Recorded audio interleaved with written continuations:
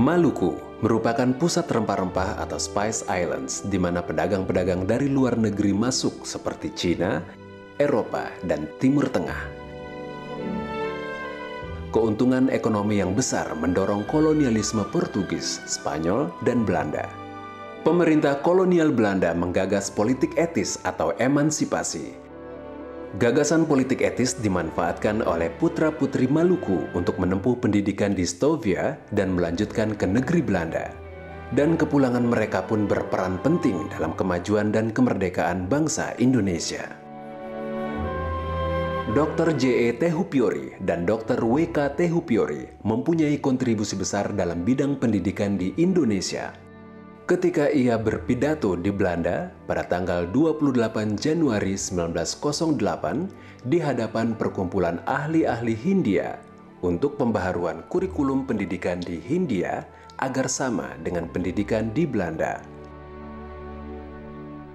Untuk memperjuangkan cita-cita itu, ia pun mendirikan surat kabar di Belanda dan juga sebagai angkatan pertama dokter orang Maluku. Antara lain juga dokter-dokter berdarah Maluku yang juga bersama-sama dengan Tehupiori bersaudara, yaitu Dr. J.A.D. Apitule dan Dr. Sitanala. Mereka lalu membuka perusahaan penerbitan surat kabar Soldadu di Batavia pada tahun 1899. Dalam surat kabar Neerlandia, Tehupiori menggagas bahwa bahasa Melayu dan bahasa Belanda harus mendapat tempat dalam kurikulum pendidikan secara setara.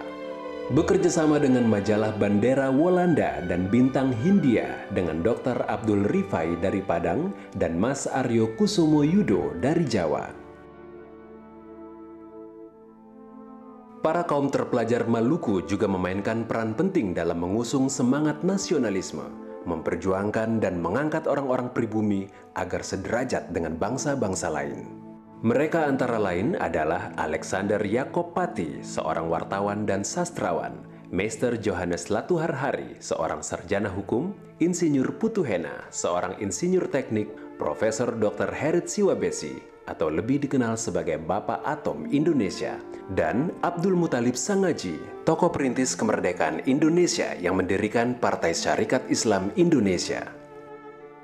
J.M. Patiasina pada tahun 1935 telah menjadi teknisi pada perusahaan minyak di Sumatera, kemudian mengambil bagian dalam Perang Kemerdekaan di Sumatera Selatan, dan di kemudian hari pada tahun 1957 hingga 1958 ditugaskan oleh Presiden pertama Republik Indonesia Soekarno bersama dengan Ibnu Sutowo membangun Permina atau sekarang lebih dikenal dengan nama Pertamina. Julius Tahya juga dikenal sebagai asisten Douglas MacArthur dalam Perang Pasifik. Ia merupakan orang Maluku pertama yang mendapat bintang jasa Military Order. Di kemudian hari kita mengenalnya sebagai seorang direktur perusahaan perminyakan multinasional Caltex. Bukan hanya dalam Perang Pasifik, namun dalam Perang Dunia Kedua ketika Hitler menguasai Eropa, orang Maluku pun berperan untuk melawan Hitler. Sejarah mencatat Edward Alexander Latuperisa, seorang kapten infanteri Knil di negeri Belanda, bersama-sama dengan perwira Akademi Militer Belanda melakukan perlawanan terhadap Hitler. Ia kemudian dihukum mati pada tanggal 29 Juli 1943 di negeri Belanda. Regenerasi Maluku silih berganti dan tetap menjadi tugas sejarah untuk terus memainkan peran dalam mengisi pembangunan, menggarami bumi, dan memberikan kontribusi untuk membangun peradaban.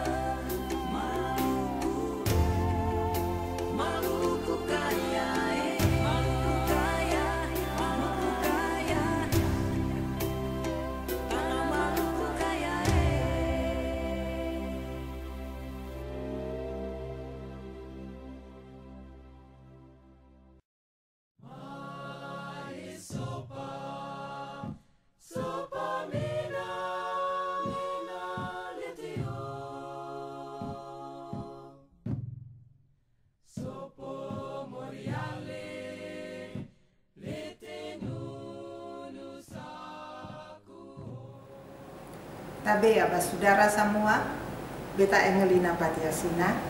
Tadi katong sudah diingatkan kembali melalui beberapa tayangan gambar tentang posisi Maluku di abad ke-12 yang merupakan tonggak dan obor bagi lahirnya sejumlah peradaban besar di dunia. Zona Maluku pada abad ke-12 merupakan titik temu peradaban timur dan barat. Di satu sisi ada Cina, India dan Jepang, lalu ada Portugal, Spanyol, Inggris dan Belanda di sisi lainnya. Sedemikian dahsyatnya Maluku pada saat itu sehingga seorang Inggris mengatakan bahwa Pulau Banda adalah the blessed land, tanah yang diberkati. Maluku memang sangat kaya. Bahkan di awal abad 21 ini, kembali dunia dicengangkan oleh bermunculannya kekayaan sumber daya alam Maluku yang sangat masif. Kita sebut saja yang pertama adalah gas yang terletak di selatan pulau-pulau Babar Selalu. Cadangan gas yang ada di sini sangat besar, sehingga disebut juga dengan gas abadi di Blok Masela.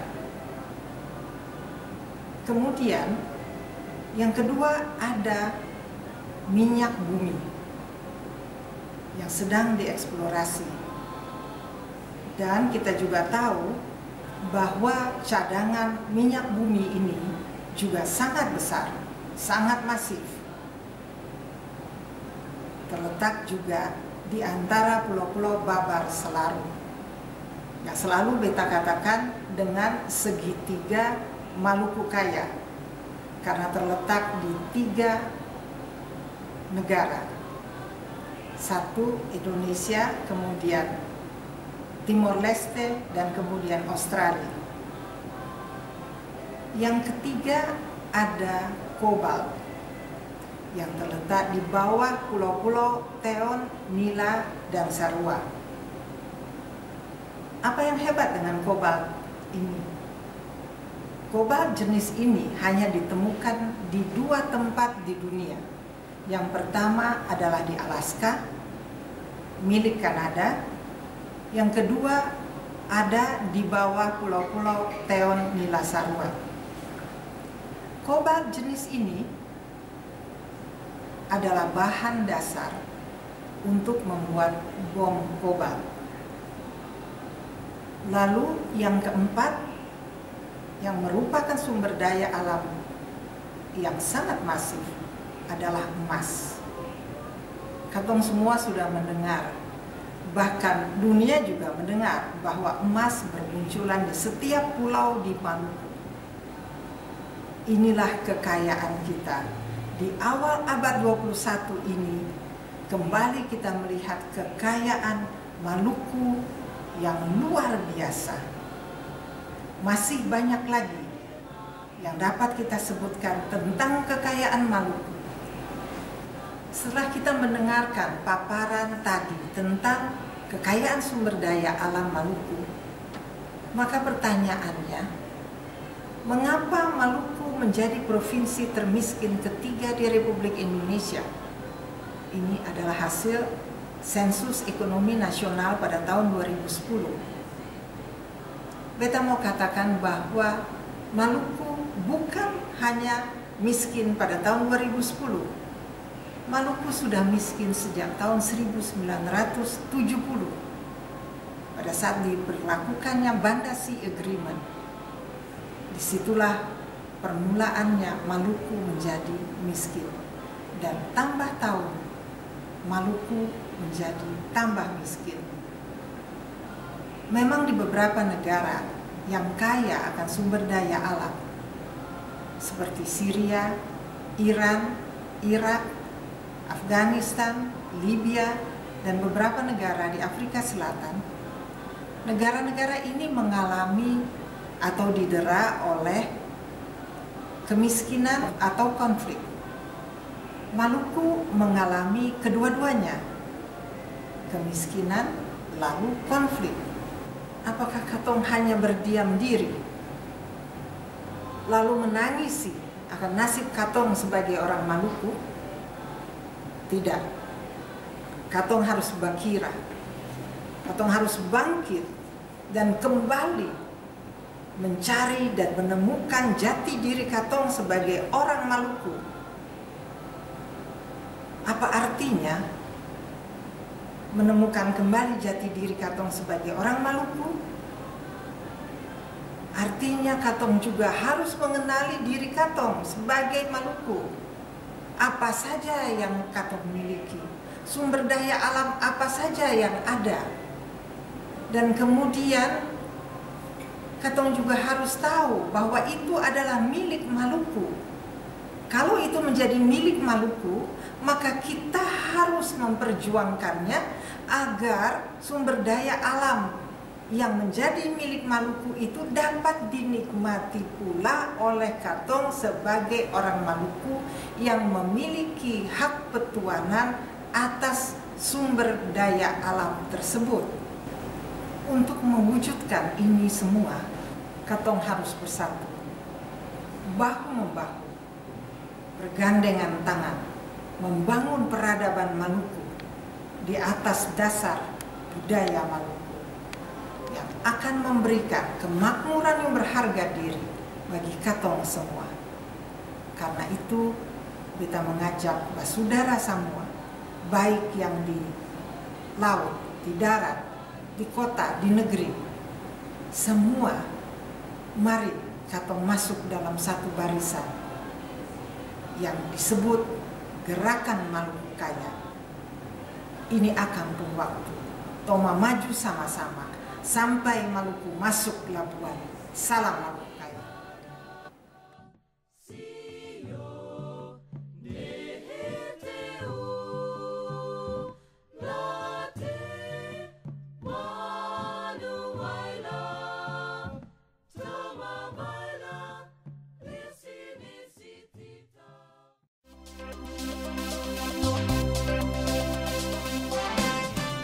Khusus Maluku Kaya, saya sangat sependapat. Saya kalau orang bicara Maluku Kaya, Indonesia secara keseluruhan kaya, dan saya selalu merinding. Kita memang kaya. Di kekayaan hayati aja luar biasa gitu. Dulu sejarah bangsa-bangsa berbondong-bondong ke Nusantara cari rempah-rempah, pala, cengkeh, kulit manis kan begitu ya, kamper, getah, sampai kayu apapun ada, gaharu ada, belum bicara potensi laut, ikan ada, sampai hiu laut dalam untuk bahan pengobatan yang luar biasa. Bahkan dijadikan oli untuk tank hati hiu laut dalam itu ya, untuk perang dunia kedua, dan seterusnya. Kita bicara permata apa yang tidak ada di daerah Maluku. Jadi Maluku memang kaya, dia menjadi tidak kaya menurut saya karena kebodohan kita juga. Contoh kembali ke Masela. Kenapa kita nggak ngotot? Warga Masela kenapa nggak ngotot? Ini ada di tanah kami. Iya kan? Tuhan nggak ciptakan dia ada di Jakarta Pusat kok gitu. Dia ada di Masela. Itu sebuah poin untuk bargaining kepada investor. Jangan mau membuat kita itu termiskinkan. Yang sejatinya kita aman-aman kaya. Kaya secara angka itu bisa dihitung dari aset yang ada. Potensi gasnya kan jelas, sudah jelas gitu. Akumulasi rupiah dan dolarnya jelas. Itulah kekayaan salah satu. Jadi Maluku memang kaya, bagi saya ini mutlak dan harus diteruskan. Pesan saya, jangan pernah merasa miskin di alam yang kaya raya. Maluku memang kaya.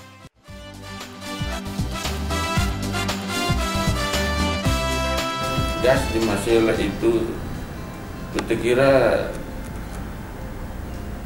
tidak ada lagi sumber daya alam yang lebih strategis. Itu sebab anak Maluku itu tidak pernah membayangkan bahwa ternyata bahwa suatu saat ada gas di Maluku. Yang beta bayangkan cuma ikan, tetapi kemudian ada kegelisahan besar tentang barang ini, tentang perikanan ini. Karena kemampuan ketong sangat terbatas. Kemudian sumber daya alam itu sendiri banyak, sangat kuat diatur oleh pusat ini. Ya, soal perizinan, ya. Itu hal yang kita ributkan dari dulu, bahwa perimbangan keuangan pusat dan daerah itu ada sejumlah besar ketidakadilan di dalamnya. Salah satunya soal pembagian hasil untuk perikanan. Bagaimana mungkin Toraja yang tidak punya laut sedikit pun dia dapat sama di Kepulauan Aru misalnya.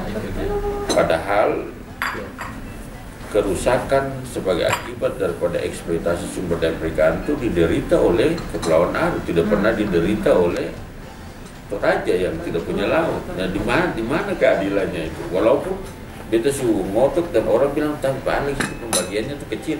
Biar kecil, tapi yang beta bukan cari besar kecilnya, beta cari keadilannya itu didudukkan gitu. Jadi kayaknya sangat sulit kalau betul mengandalkan kelautan perikanan untuk mensejahterakan rakyat Maluku. Tentu hal yang sama juga terjadi untuk gas, tetapi gas ini saking masifnya daya dongkraknya itu, dan dia menjadi komoditas yang lebih strategis daripada ikan dan strategis di mata negara. Ini baru isu bahwa katanya Maluku akan dapat 10%, dan angka 10% itu kan puluhan triliun. Bisa usah ribuan lah, puluhan triliun saja. Itu uang yang habis di Maluku. Itu betul membayangkan jalan di semua pulau-pulau di Maluku, timur, barat, utara, selatan, membelah gunung-gunung, sekolah-sekolah semua tuntas dengan barang itu. Dengan catatan gubernur yang punya moral. Dengan catatan gubernurnya punya moral, bupatinya punya moral, karena tidak ada lagi sumber daya alam lain yang dia membersihkan kemiskinan di Maluku selain barang. Sama persis itu. Kita juga berpikir begitu.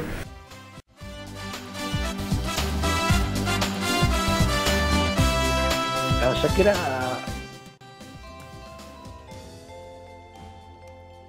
itu suatu gerakan yang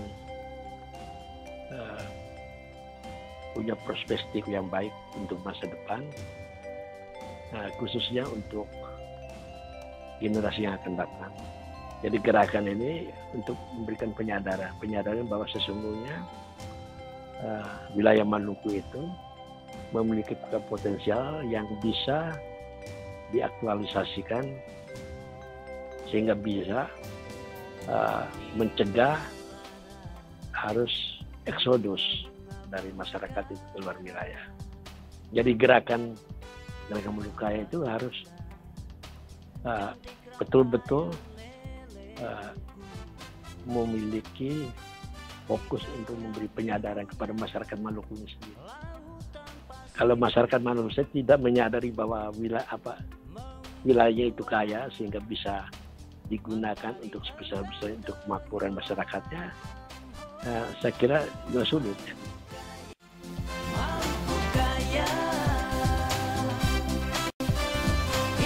Untuk ke depan ini, saya kira gerakan Maluku Kaya itu harus juga memberikan inspirasi bagi wilayah yang seperti di NTT. Jadi saya mendukung sepenuhnya upaya dari kawan-kawan dari masyarakat Maluku. Salam Maluku Kaya.